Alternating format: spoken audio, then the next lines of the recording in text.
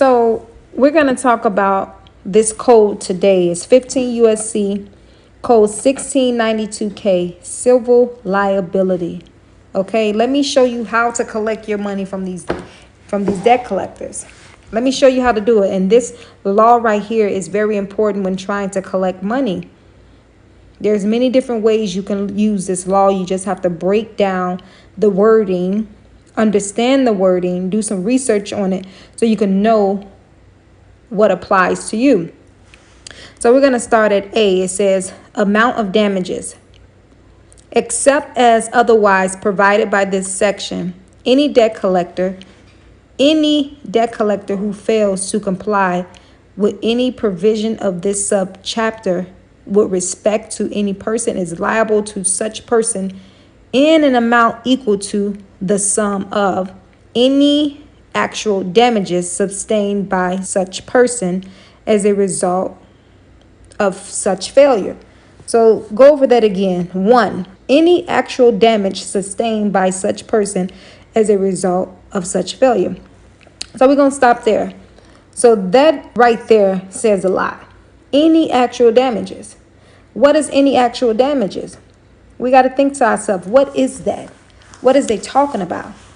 So we have to be clear on what actual damages sustained really mean when we are going after these people for remedy. So you have to think about what it means. How are you suffering?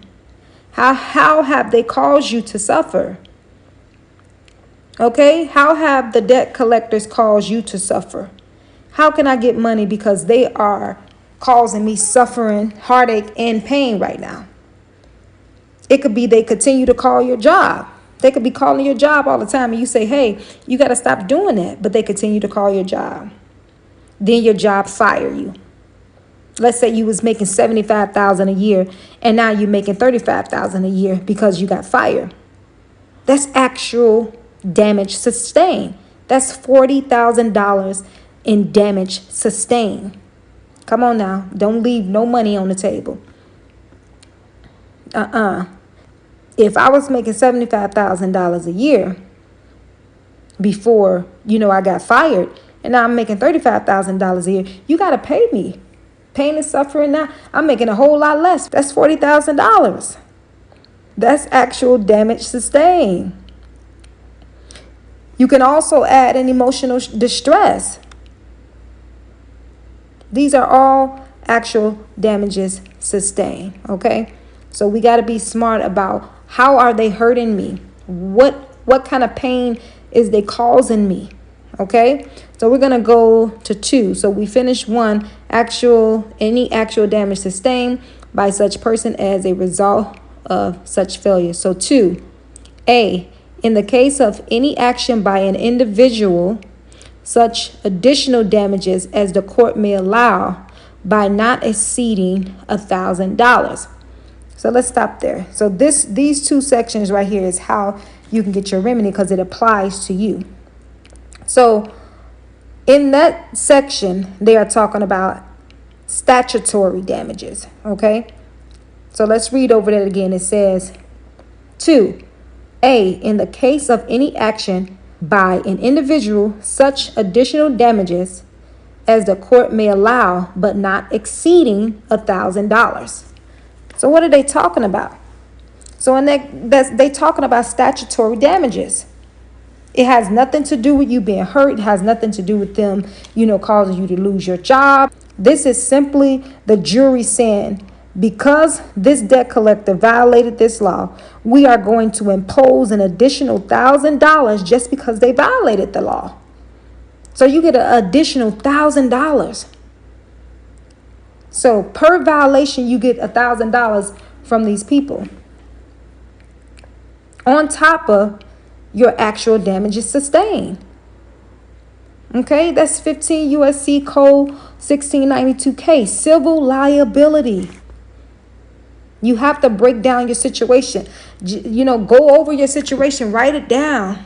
Choose a debt collector you want to attack. You can attack all of them and get money, but choose one and really write down, okay, what is actual damages sustained? What have they done? What are they doing? They could be harassing you. They could be sending you thousands of voicemails. That's actual damages sustained. They could be sending you emails. That's actual damages sustained. They could be calling you in the middle of, anything. You in class, you in school, whatever the case may be, you choose what's actual damage sustained to you.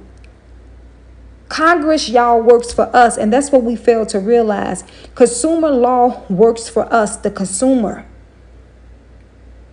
We have to understand that the law is on our side if we actually break it down. But if you don't know what you're talking about, you're going to allow these people just to get over on you. If you don't know how to attack and get the remedy that's for you, then you're going to allow people to just do you how they do you.